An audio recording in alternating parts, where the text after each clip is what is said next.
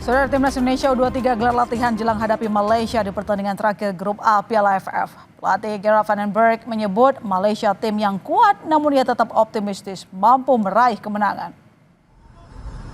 23 pemain mengikuti sesi latihan yang digelar di lapangan Madia Senayan Jakarta Minggu sore. Pelatih Timnas U23 Gerard van den Berg bilang timnya dalam kondisi prima. Gerald menyebut Malaysia tetaplah tim yang kuat. Meski begitu, Gerald tetap yakin Garuda Muda mampu meraih kemenangan. Yeah, I think every game is important and also against Malaysia is important. But I think they had a good team, very good team. And I think they have a lot of good players. So I think we have to try to win that game again. My confidence is always that we are okay and that we can win the game. And I think the opponent had to do the same, because if you already think that you can lose, you will lose. But I think that we are prepared ourselves well, and we know that Malaysia is a really strong team. But we will make a battle of it and try to win.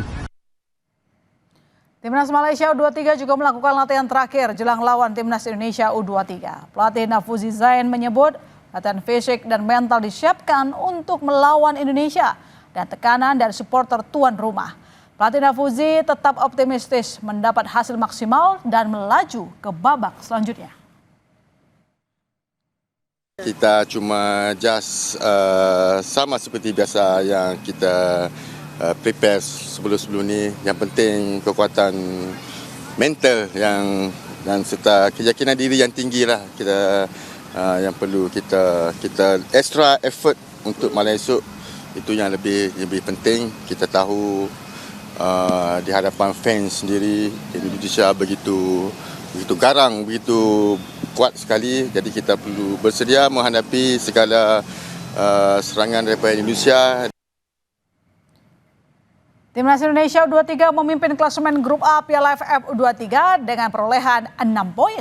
Meraih 2 kemenangan di 2 laga awal, Indonesia hanya butuh hasil imbang melawan Malaysia untuk lolos ke semifinal. Di posisi kedua dan ketiga ada Filipina dan Malaysia. Poin kedua tim sama, namun Malaysia kalah head to head dengan Filipina. Brunei Darussalam berada di peringkat 4 dan belum meraih poin.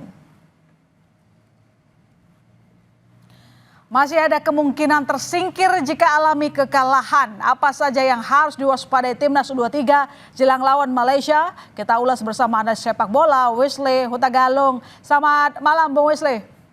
Selamat malam Pak. Ya, melawan Filipina menguasai pertandingan. Namun penyelesaian akhir masih memprihatinkan. Apa ini akan jadi masalah melawan Malaysia?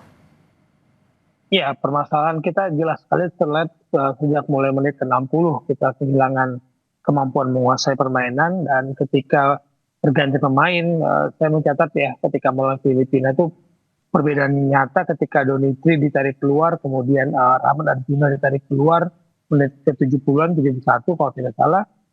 Kemampuan kita menyerang langsung benar-benar kendor, dan pergerakan dari sisi kiri kita benar-benar melemah tidak dibandingkan di babak pertama, terutama ketika kedua pemain yang saya sebut tadi itu bermain. Jadi ada catatan untuk tim muda itu memang konsistensi ya Pak. Dengan turnamen yang waktu istirahat yang minim, itu untuk anak muda, konsistensi itu menjadi sebuah catatan penting dalam sebuah turnamen.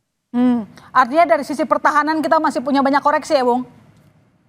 Pertahanan oke, masih karena kalau menurut saya melawan Brunei kita tidak mendapatkan ancaman yang nyata. Melawan Filipina pun tidak terlihat ya. Filipina cuma melepaskan berapa kali, 4 kali serangan, cuma 1 target. Ini berbeda ketika menghadapi Malaysia, karena apa? Bukan soal teknis lagi, tapi ini soal mental, dan kerap kali kita mengangkat pertarungan melawan Malaysia itu di atas teknis. Jadi faktor non teknis akan menjadi permasalahan. Jadi semoga Gerard van den Berg sebagai pelatih dan timnya bisa mengembalikan konsentrasi pemain-pemain muda kita hanya ke teknis. Jangan main-main non teknis, karena itu pintar sekali Malaysia akan mengganggu kita. Oh, jadi kalau misalnya melawan Malaysia nanti, riskankah jika pelatih Gerard van den Berg merotasi pemain?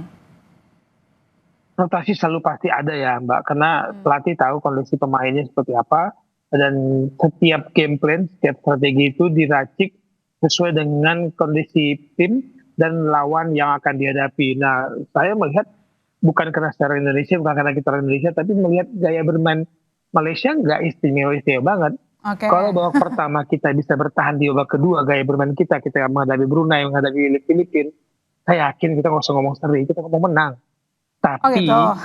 itu mentalnya jangan diganggu oleh faktor non teknis. Oke. Tapi kan begini, memang di atas kertas kita unggul ya di klasemen A begitu, dan Malaysia ada di bawah kita. Tapi tetap saja kan kita harus setidaknya imbang, jangan sampai kalah begitu. Jadi catatan-catatan apa yang bisa Bung Wesley sampaikan? Mungkin evaluasi dari permainan dengan Filipina kemarin, karena kan jangan lupakan sejarah kita bermain dengan Malaysia, kita lebih banyak kalahnya daripada menangnya gitu loh, Bung. Ya tadi saya katakan tadi beberapa tahun lalu ya, saya harus mundur ke sebelum era Sintayong. Kita tuh kadang-kadang inferior lawan Thailand, lawan Vietnam. Sebenarnya kita bisa unggul lawan Malaysia, tapi karena terganggu oleh emosi ingin memperlihatkan bahwa kita lebih dikdaya dari Malaysia. Jadi permainan emosi itu yang mengganggu teknis. Nah, kalau saya lihat permainan kita di 2 pertandingan lawan Brunei dan lawan Filipina, pertama konsistensi tadi saya katakan, lalu yang kedua memasuki sepertiga permainan lawan, kita kehilangan sentuhan yang harusnya tidak boleh terjadi lagi, ketajaman kita di daerah lawan, karena kita sudah meracik permainan bagus dari bawah ke tengah. Ketika sepertiga kita oke, sepertiga tengah oke, sepertiga depan ini ketika di pertahanan lawan ini yang menjadi kelemahan kita di 2 pertandingan ya. Mbak Brunei jangan dihitung deh Mbak, Malaysia juga lawan Brunei jangan dihitung deh kemarin gitu, karena Brunei tidak memberikan ancaman nyata. Ujian kita lawan Filipina waktu Malaysia menang kalah 0-2 lawan Filipina, dan kita menang 1-0 lawan Filipina. Itu saja jadikan acuan saya tuh untuk menghadapi Malaysia nanti. Tapi punya PR soal mental lah kalau tadi saya dengarkan pernyataan dari Bung Wesley ya. Iya, karena kerap sekali anak muda kita ini kadang-kadang lupa bahwa mereka bermain untuk negara bukan untuk pribadi, dan mereka bermain sepak bola bukan bermain drama di lapangan karena dipancing. Karena orang Malaysia tahulah, orang Indonesia ketika dipancing emosi keluar, itu semua strategi, semua game plan hilang. Ya, buyar gitu ya, karena soal ego aja jadinya buyar. Padahal mungkin secara taktis kita lebih unggul. Lagi tadi seperti kita sebutkan bahwa di atas kertas kita unggul begitu kan. Kemudian secara pencapaian dalam pertandingan di klub A ini. Nah, tapi begini, apa kira-kira yang bisa kita evaluasi dari tipe permainan tim Malaysia dan strategi apa yang mungkin bisa diterapkan? Kalau Malaysia belajar dari 2 pertandingan ini ya, patokan saya hanya 2 pertandingan ketika mereka mengalahkan Brunei dan kalah 0-2 dari Filipina. Bahwa Malaysia bermain juga tidak terlalu organisasi rapi, pertahanan mereka juga banyak ruangnya.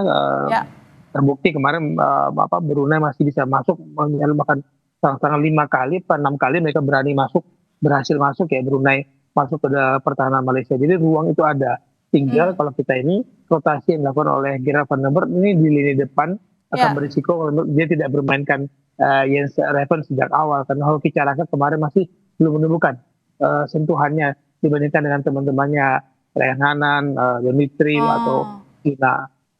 Ya, harus lebih kerjasama tim yang lebih kompak lagi begitu. Dan Bung Wesley, apakah ada pemain kunci Malaysia yang perlu diwaspadai oleh Garuda Muda? Karena kita tahu bahwa Malaysia maunya nanti ketika bertemu dengan Indonesia maunya bermain mati-matian, karena itu jadi tiket mereka untuk lolos gitu loh Bung. Pasti mereka mainnya juga habis-habisan lah. Bola itu bundar Bung.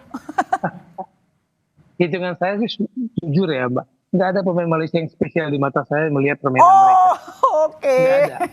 Tapi kalau mereka bisa merusak emosi pemain kita, itu yang repot. Karena di sebelah grup ini kan Filipina oke lah, pasti menang lawan Brunei lah ya. Meskipun tidak mau mendahului Tuhan, tapi melihat permainan mereka Brunei dalam 2 pertandingan, oke. Jadi hitung-hitungannya itu memang kita harus hati-hati. Jangan sampai hitungannya kita hanya terhenti di nilai 6 dengan 2 kemenangan, kemudian tiba-tiba Filipina bisa meraih 3 poin, Malaysia bisa meraih poin, itu kan head to head-nya itu hitung. Nah kita bahaya, jadi harus menang dan jangan ngomong seri, harus menang ini kita. Oke, kalau gitu prediksi berapa nih skornya? Kalau boleh saya berharap ya, memprediksi, saya ingin 2-0, jangan kebobolan, karena pertahanan kita cukup bagus, Malaysia tidak terlalu istimewa menyerang. Iya. 2-0 lah. Oke, 2-0 dengan catatan tim kita mentalnya dijaga ya, jangan gampang diprovokasi begitu. Terima kasih Bung Wesley telah bergabung di Kompas Malam. Selamat malam. Baik, terima kasih, malam.